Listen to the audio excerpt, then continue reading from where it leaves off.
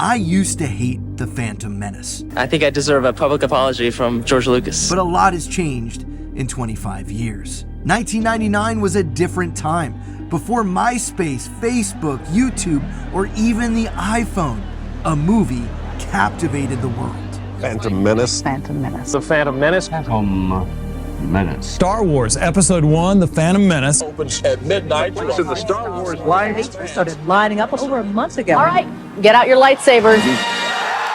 It had been 22 years since that first opening crawl came across theater screens, changing the cinema landscape forever. And now that more time has passed, we are further away from the prequels than they were from the originals. It's time to ask, was this movie as bad as people said it was? Did George Lucas really ruin Star Wars before Disney ever had the chance? Then the movie starts. Already I knew, it's like just the language of the crawl was wrong. It just didn't feel right, but I'm like, okay, I'm gonna stay with it, you know? It went from this glow up here in your heart, and then it descended, and then it went down, and then it just sat here, right? And I just remember, thinking, oh my God, is it really this, is it actually this bad? It just felt like being slapped in the face with a wet fish. It was like, what?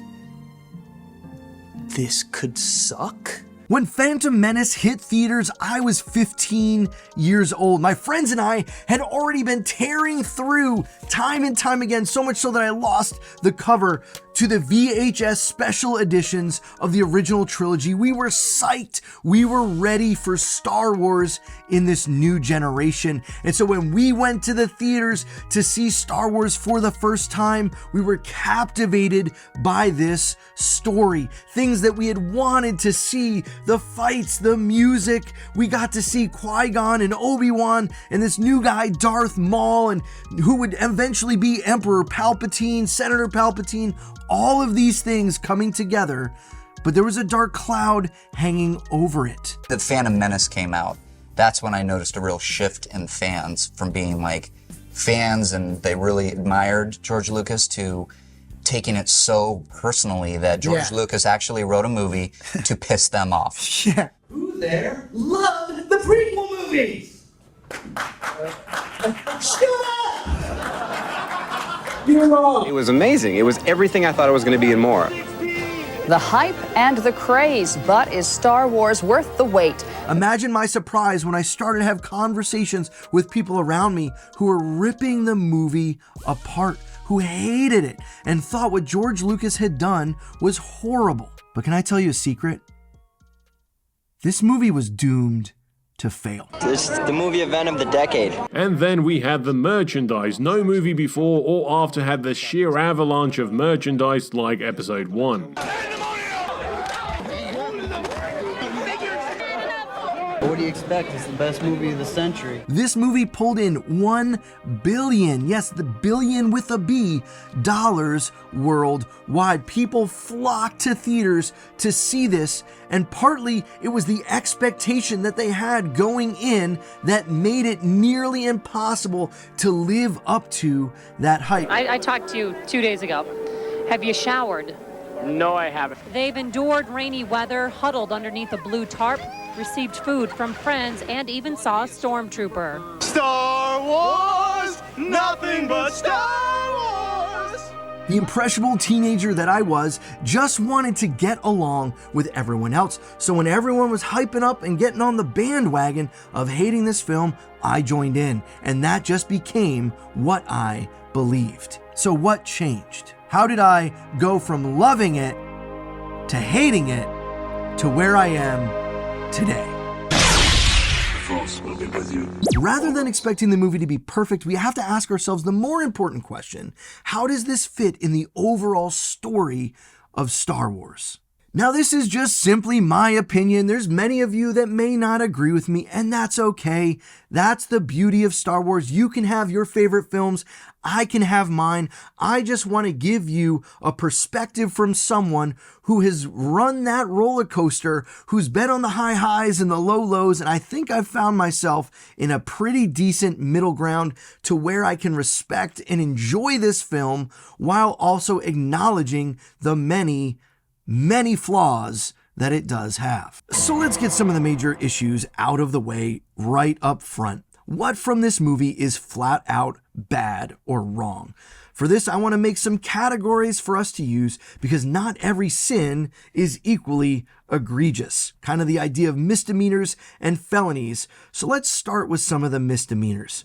Right from the top, we have in some of the opening scenes a moment where Obi-Wan Kenobi and Qui-Gon Jinn use Force speed to run away from the droidekas, knowing that they can't stand and fight. It's not like this isn't an ability that would be super useful in many other ways, even especially in this film itself, but yet we don't see anyone use this, almost as if it was only used just for this one moment in a story to do something cool and then move on. And for that reason, I think it's a failure. I think it's one of the flaws that's not a big deal that you can overlook, but is still here. Honestly, the pacing is all over the place in this movie. Sometimes we move from scene to scene where our characters go from the Trade Federation ship to the Gungan city to the planet core to Naboo capital all in like 5 minutes time, and it's hard to follow. And then we go to a cool pod race, which was really interesting and got my 15-year-old brain clicked in, but it feels like it took 3 laps too long and we just kept doing the same thing again and again, and it felt slow at times even though it's the chase race sequence. Never was I like in a groove watching this film. It felt like the moments that needed to breathe couldn't, and the ones that should have went too fast, and so it was a little bit of all over the place in regards to how it was cut up. Another one of the minor things that just makes my brain hurt is this idea of blockades in space, that you have to fly that specific direction off the planet. You can't go and get to a different place and fly from there to the other side of the planet. And this, it just is kind of almost silly that we're going to put a spaceship in this one vastness of space outside a planet and it's going to stop all trade and all traffic. Just that premise. I don't know. I couldn't get along with that premise. The forced plot. There are so many moments in this story that just seem so unlikely or just plain character plot armor that it has to work out in that very perfect, specific way that it's just such a coincidence, and things like this happen again and again and again. Ending up on Tatooine, R2-D2 felt forced, and don't get me started on Jar Jar and everything that he does. It felt like at times everything that happened in the movie was only there to just further the storyline instead of build the characters. Another misdemeanor that might be borderlining on a felony, depends upon where you are. I think Anakin Skywalker was too young. Now, I understand the whole point of him being too old to train, and they didn't want to go too old away from the younglings, and so they went with this young, 8 to 10-year-old Anakin, and it's kind of cute, and he's flying a pod race, but it just felt weird, especially in the Padme Anakin scenes. Are you an angel? What? An angel. Never heard of angels before. You must be one. Maybe you just don't know it.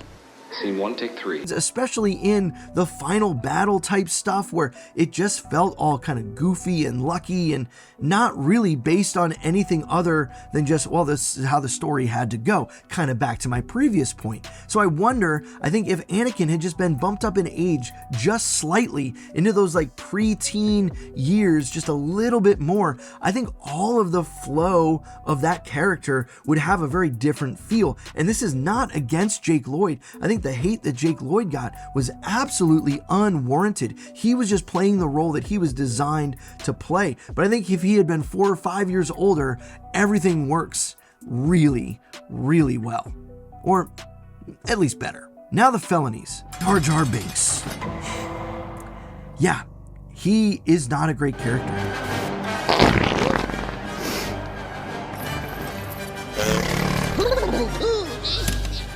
And he basically almost single-handedly can ruin this film for many people.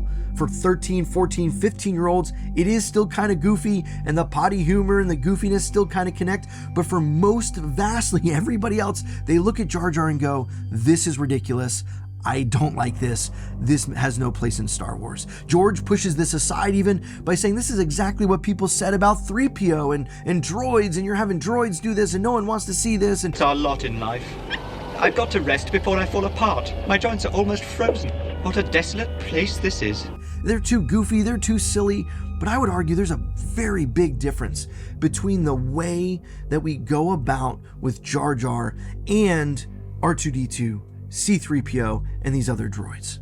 The way that he talks, the way that he walks, the goofiness, the silliness, it really was built for kids. And that's okay. But at the same time, the way that he comes just out on the lucky side again and again and again, and it's just too much. There's multiple scenes where Jar Jar is just put in and brought into the plot, even by Qui-Gon, which is one of the things that frustrates me, that Qui-Gon brings him along instead of telling him to stay in the ship. You already know what a klutz this guy is. Why are you bringing him? He's only brought because he's forced to be in the story. He doesn't really add anything. You could have had it all go the same without a Jar Jar Binks type character and a connection to the Gungans. You could have done all of that. I mean, if you pull Jar Jar out of this film, I don't think you lose literally anything. And that's the definition of a character that doesn't need to be there, and why I would put this as my number one felony.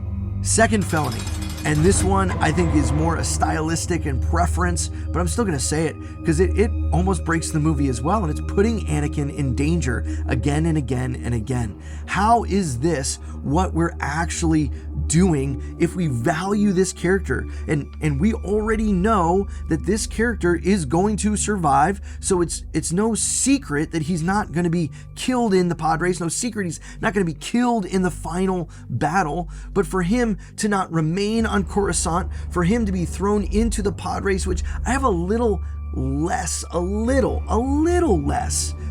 frustration at him being put into the pod race and him being risked like that for the story, because I think it could still work. But then when you have him at the final battle being brought to Naboo, why? For what purpose? In what reason? You're saying because you don't trust the High Council, the Jedi? Like, I think it is just such an oversight to the character of Qui-Gon, how he's caring for Anakin and continuing to put him in dangerous situations, that it's a major flaw in this film that I think if you removed, it makes it much better.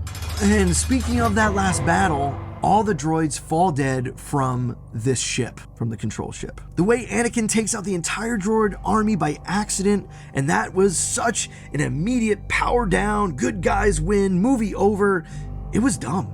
I've heard the counters that they've said that the Trade Federation had thought they'd had it in the bag and they only needed one control ship. It's just like the Death Star and Luke, which it isn't. It isn't. This doesn't rhyme. This one does not rhyme like the Death Star and Luke, because for a moment, I want to talk about that, because a lot of what George is doing is trying to rhyme in Star Wars, and this is one of those things that doesn't rhyme. Let's talk about the trench run and this destruction of the control ship with Luke and Anakin. I think it's gonna make sense when you see this.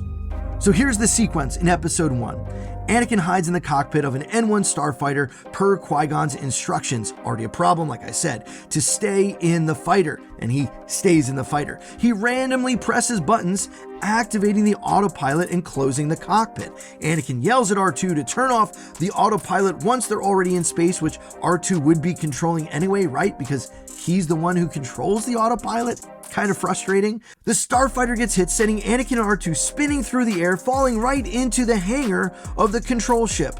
The crash knocks out the power and shields. Power randomly just comes back on at the exact right moment, allowing Anakin time to start firing at the droids. During this moment of relief, he accidentally misses while shooting the proton torpedoes, and they just happen to randomly fly toward the main reactor, exploding the ship's main power and sending a chain reaction through the whole ship.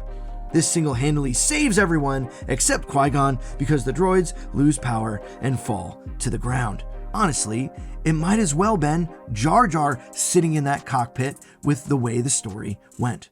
Now compare that to episode 4 and the trench run with Luke Skywalker. The trench run was already attempted before Luke even flies in with his X-Wing because the rebels had a plan to execute. Luke mentions It's just like Beggar's Canyon back home. giving some reason for the skill he was using, something that was not apparent at all in what was happening in episode 1. R2 helps with the stabilizers, Wedge gets hit, and Luke continues the run. And when he pulls up the controls to lock in a shot with the torpedoes, Obi-Wan reminds him, Use the Force, Luke. Let go. giving Luke and us an understanding of what's actually happening. Vader takes a shot and hits R2 in the next moment. Han and the Millennium Falcon show up, shooting a TIE fighter out of the sky, making room for Luke to take the shot. While trusting the Force, plus using his skill, Luke fires 2 perfect shots, destroying the Death Star and saving the day.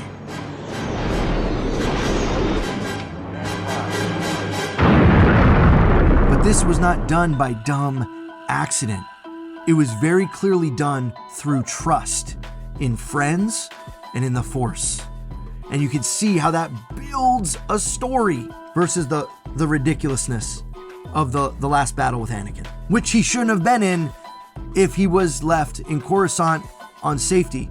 But I think it was put there simply because if he's the chosen one and he's not really there in the last third of the movie for the long fight sequences, that might be a problem. But actually, I think it would have worked out better. The only real parallel between these two scenes are that these are both Skywalkers. Other than that, these scenes do not work together. They do not rhyme. They are not like each other. And in fact, I think fans can see right through it, and that's part of the reason people were upset. Now, I can already hear some internally getting frustrated and saying, well, wait a minute, Anakin's the chosen one. Of course he'd be fine to win in the pod race, and of course he would be fine to be able to take out and shoot. He's the most skilled pilot and will be the most skilled pilot in the galaxy. Sure, but we get none of that. It's set up that it's just all by dumb accident. There's no connection to the Force. There's no showing of any skill. There's none of that. It's all just accident. And that hurt the story. I would have been fine if we get a glimpse at how connected he is to the Force, that something more happened and it was explained as such, rather than just letting us fill that in and letting us wonder, oh, maybe the Force guided him. The Force guided him to crash land and to hit the right power buttons and to miss and hit the main reactors. While we're still on the subject of the droid army just being killed, no problem, you have to remember, it took a Clone Wars animated show to give explanation as to why they all fell dead at the end of that battle, and we don't see that at all throughout the Clone Wars. Look, it's RB551. No wonder he got blasted. He's one of those older models programmed by a central computer. Not us. We're independent thinkers. Roger, roger, roger, roger, roger. Now, by this point, it probably sounds like, how can you even like this film? You've just ripped it apart. I say, yeah, I think there's some things that are actually wrong with The Phantom Menace. But when I sat down and when I actually watched this for myself, and thinking about the context of Star Wars as a whole, and then I even started to put things down on paper, I found out there was so much more about this movie that I loved than the things that didn't. Now, this isn't just a numbers game. It's not just saying that if there's more good that I like and less bad, then it's a great movie. No. But what I am saying is, because there are more things that I like about the movie, it helps me look at the things that I don't in a different light. And while I might not agree with all of them, while there are some story changes that I would have made, I still think the film holds up really well. And no, I'm not just saying this because of the crap sequel trilogy.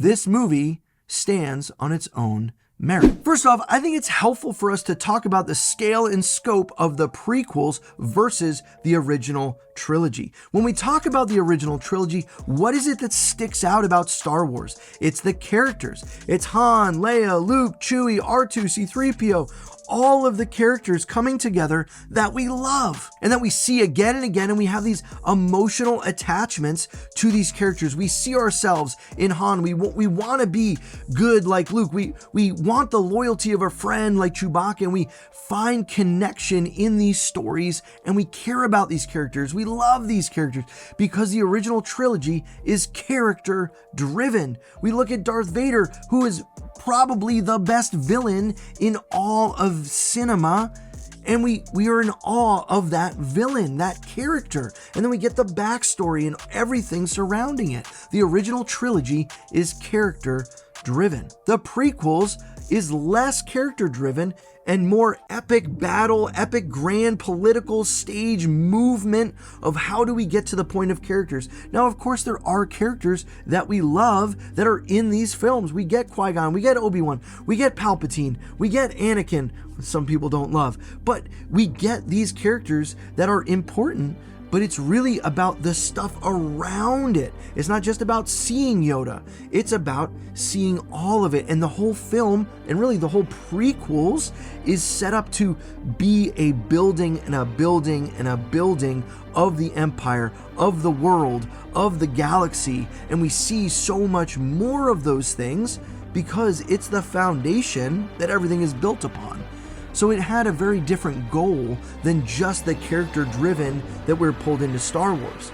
And I think you could say that that was some of the problem, but I actually think it was part of the thing that made the movie great, is that it gave us such a bigger view of everything going on. It brought in some of those other political things that were setting the stage for the Empire, for Palpatine to take over, and for the dark side to make a resurgence. And so what the Phantom Menace sets up is where then Attack of the Clones and Revenge of the Sith can build off of, and that's why those films are a little bit more character driven and story, plotline, conversation driven than this first film.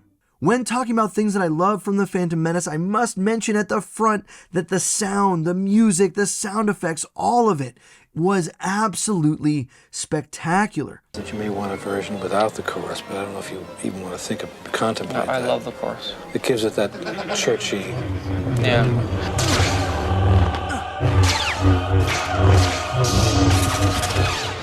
You may not love this movie or even like it, but this soundtrack is amazing. Everyone knows Duel of the Fates, and we will talk more about that specifically. But first, we cannot overlook the amazing scores.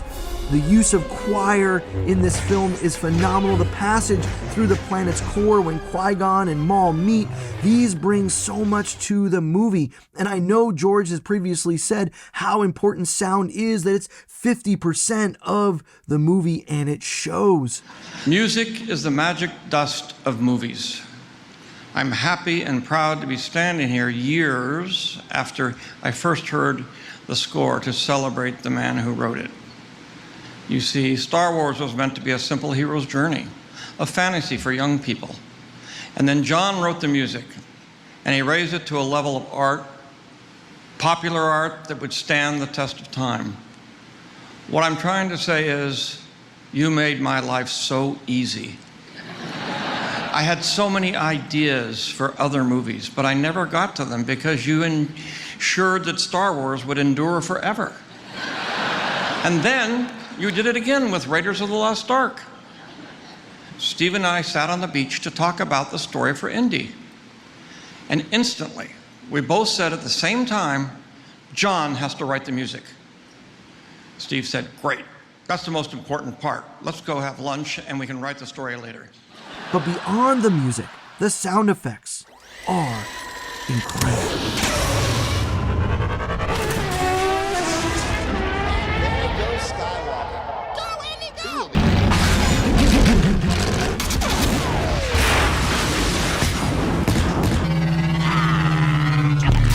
This this is maybe best shown through the pod racing scenes. Even though I think they went a little bit too long and dragged a bit, you cannot deny the sounds are genius. None of this should be a surprise, but John Williams and Ben Burtt are maybe the most important part of this film. Without them, nothing works at all. It wouldn't even matter what the story was if the sound was off. Williams' Bulba comes right up behind Anakin. It's almost like this Bulba sound should be, it can go up and down, but it should always be there. Now it's there when you see it, it's not there when you don't. But you want to build that tension of the fact that it's right on his tail there. And if you don't hear it, you don't really get the sense that it's right there all the time, and it's going to eat him up. One day I got a call from a neighbor who said that his ceiling fan in his apartment was making a funny noise and I should come over and record it. I immediately ran over and recorded this oscillating motor, which had a funny sort of beating sound to it. But I found a really interesting use of that sound as the force field in the beam corridor.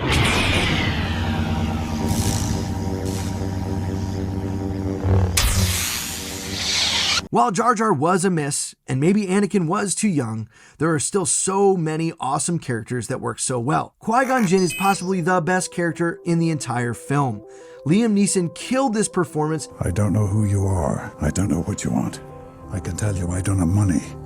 But what I do have are a very particular set of skills. Out of this idea of a religious zealot who rejects some of the complacency of the Jedi Council and holds firm to his convictions about the prophecy of a chosen one. There are so many powerful moments with him, and he instantly became a favorite, even though he dies and we don't get him past this film. It almost makes him that much more important. The father Anakin needed, not the one he got. And it makes that final fight with Maul all the more important. Darth Maul. This character was amazing, iconic, scary, and while some will say he should not have died, I disagree a bit. I think actually in reality he had to die at some point to make room for Anakin to become Vader. Now this could have been done differently, and maybe he could have survived longer into Attack of the Clones, I don't know, but this moment gave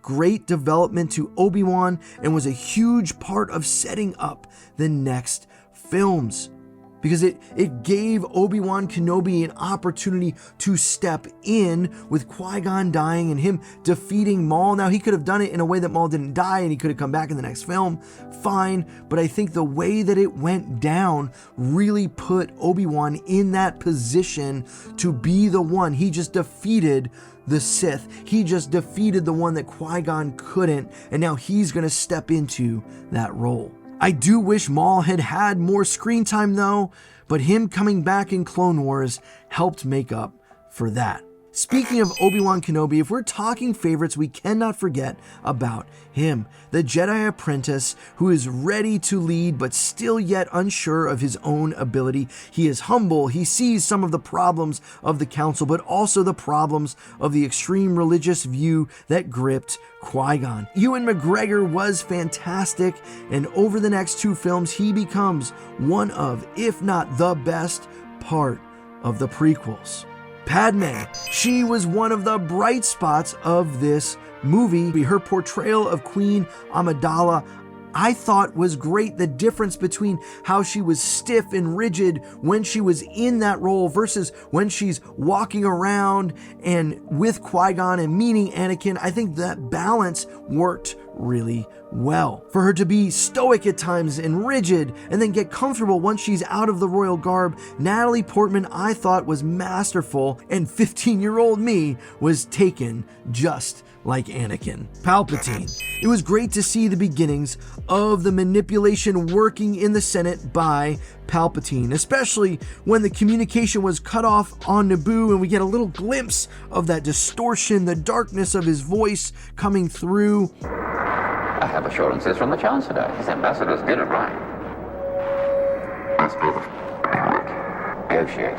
I suppose. Ian McDiarmid was amazing in his role, and it is so rare that the same actor from the original trilogy was able to play so many different styles and forms of his character. To play a young Palp 20 years after the first was amazing, and I think his portrayal of the character in this film and in the whole prequels as a whole was done really well. We know we can't trust him. We know something's up. We can already feel it and see it in the way it's being portrayed, in the music underneath, in the way he's going back and forth, in how he's giving direction to Maul, the apprentice. I think it just all works really well and is one of the highlights of the film. This is one of those cases that in Weird Alien Junk Trader Who is a Gambling Addict really worked. I think the voice, the design, all of it. He lies, most likely, to get the business from Qui-Gon. He tries to scheme for everything he wants. He wasn't too goofy. I thought he was just right. And while I wouldn't trust him enough to buy anything from him, I think the character works really well. A minor role, but another really well designed and written character who fit exactly to what the story needed and pushed the audience to immediately hate the history with Anakin, yet also the fear he could lose, so he still cheats because he's not confident enough to beat Anakin. It all adds a cool dimension to the pod race scenes, and to give someone that Anakin was fighting against, the one who everyone expected to win, and I thought it worked really well. Now, I want to talk for a moment about the droids, about R2-D2 and C-3PO. I think their usage in this film, while hitting all the nostalgia vibes, at times felt really forced. It's a huge coincidence that these droids will end up being the same ones serving the Rebel Alliance on the Corvette with Princess Leia. I just can't get past that. Maybe if you have, let me know how you have in the comments below. I loved seeing them, obviously, just from a nostalgia perspective, but their usage in the story, it didn't hit the way that I think it was meant to. Some of the other things that I loved, other than the characters, and a little bit more to what I've already mentioned, was the world building. The getting to look into Coruscant for the first time, I thought was fantastic. Getting to see the Jedi High Council. The fact that George took what Timothy Zahn created in the Thrawn trilogy and brought it to life was absolutely awesome. Yes, there might have been times where it felt a little over CGI'd, but I think the way that the worlds were being built, it made me feel small in this galaxy far, far away. It would be an incomplete video if we didn't talk about the final duel with Darth Maul. I think this is the pinnacle, the best part of the entire movie. There's so much that hangs in the balance on this one fight scene. The entire fight being intertwined with the rest of the final battle used to annoy me. I wanted to just see the fight from beginning to end, but after coming back to it a few different times, I kind of start to see why it was so important to break it apart that way. Cinematically and thematically, I think it works really well to keep going in and out of the different sections of the fight, interweaving that with the other battle that is going on, because honestly, the other battle scenes aren't as interesting. And I think it lifts the whole ending of the movie quite a bit, even though there's a big problem with how the control ship goes down and everything else falls apart after that. I think this final scene, the cinematics, the movement, all of it, in the lead up to the end of the film is absolutely great. The music, the choir, the fighting, all that goes on. This was one of the first times in Star Wars we saw really good lightsaber duels. To see Darth Maul with a double-bladed lightsaber was mind-blowing. Not to mention the layer upon layer of how important this fight really was. How this sets in motion the rest of the films. What's going to happen right here in these scenes is going to have more to do with the trajectory of Anakin than anything else. The intensity heightened by the music, the use of camera angles, the way that this starts fast and then moves slow, and moments of pause in between had me on the edge of my seat. This final battle is what we hope for in Star Wars. While there might have been other aspects of this film that did not live up to the hype or the expectation, no one can deny that this final sequence between Qui-Gon, Obi-Wan, and Maul was fantastic. The Qui-Gon meditation moment versus the Maul pacing gave us a deeper look into the difference between the Jedi and the Sith. It's little moments like this where there's nothing being said, there's no dialogue, but it's a genius moment of storytelling. We see Qui-Gon being patient, relaxing, tuning into the Force, reaching out to all that is there as he breathes and waits and patiently is thinking about and meditating on what is going to happen next. You counterbalance that with Maul angrily trying to bend the Force to his own will, pacing back and forth, intimidating, trying to get through. But all of it just is a beautiful picture of the difference of the light and the dark, the difference of the peace versus the selfishness, the difference between meditating and being calm and one with the Force versus giving into the anger and the hatred of the dark side. All of this building and building and building to the moment that Qui-Gon dies. Anger now for Obi-Wan, the fate of Anakin up in the air, all of it in one instant is gone, but we still have to wait, we still have to wait as Obi-Wan stews and gets ready to now face Maul. And in his anger, in his frustration, he is careless, he is not precise, he is not like his master, he is showing that he is not yet ready to lead. And it's in those moments where Maul gets the best of him. He's knocked off the ledge, holding on to the side, and we think it's over. Now, of course, we know the end. We know that he survives, but we are unsure how. And all of a sudden, like a split second in the hubris of Maul, he doesn't realize that he is still possibly at risk. He thinks he's won. He thinks it's over. He sparks the side of the edge with the lightsaber as if to mark his winning, his dominance. But pride comes before the fall, and Obi-Wan is still able to best Maul. In a surprise again, one that we didn't think would necessarily happen, Maul dies as well. And it's moments like these where subtle subversion of expectation plays really well into the story. We didn't expect to lose Qui-Gon. We also didn't expect to lose Maul. But I think for the story, it had to happen. It had to happen this way. It draws us into the emotion now, the tension between Anakin and Obi-Wan.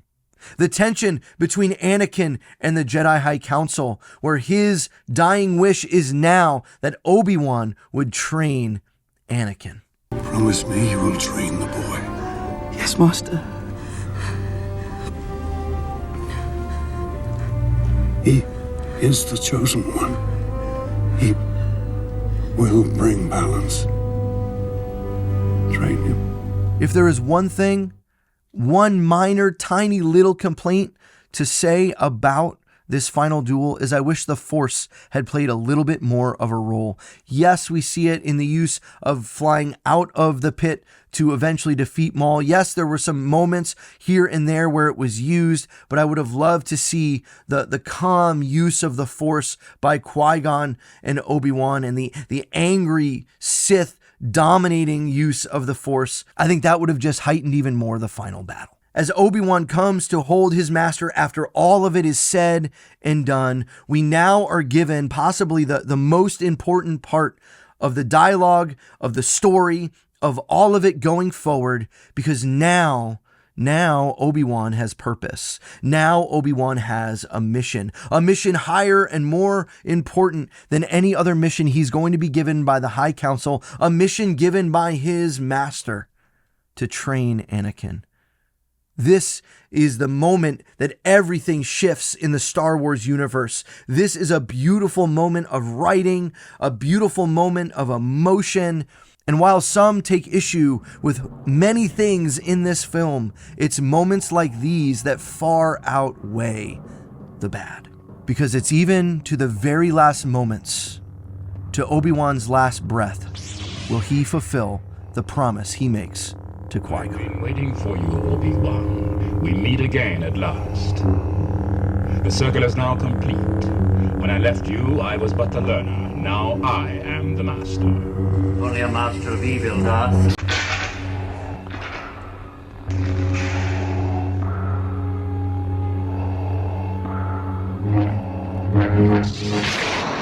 You might be thinking there's one glaring thing I have not talked about, that I have maybe seemingly avoided, and that's midichlorians.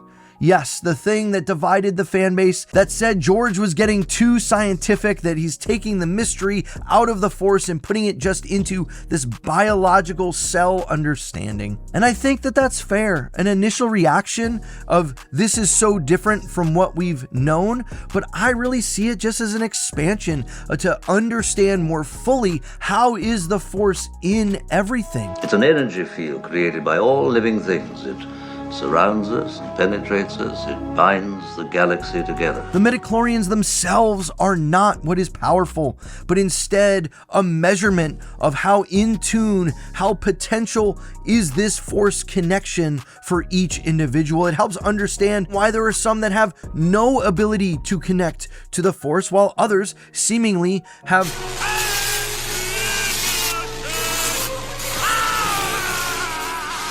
I don't believe this changes things as much as people want it to. It simply is a way to talk about the Force potential, the potential connection between this individual and the Force. It helps us understand so many different things, I think, in a positive way, and I don't see it as a huge glaring issue in the Star Wars universe. Was it a surprise and a thing that was misunderstood? I think absolutely. And I think for many fans, as time has gone on, they've started to feel the same. So midichlorians are not a deal breaker for me. I don't necessarily love them, but at the same time, I don't think they're as lore breaking, groundbreaking, canon breaking, whatever it is you want to say, as some have made it out to be. Phantom Menace, the first episode in the Skywalker saga, the first prequel to hit theaters in 1999, could not live up to the hype that was established.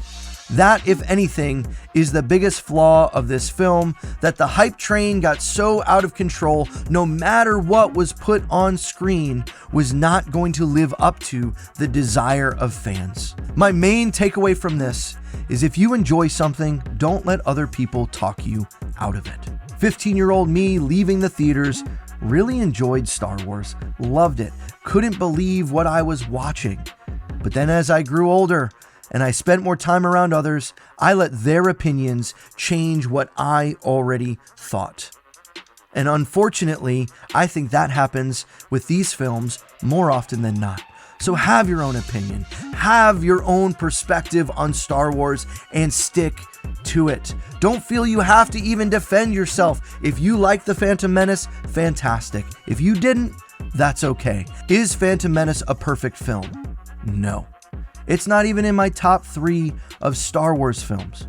But I have grown to understand that it is a good film. It is a good movie because the good so much outweighs the bad.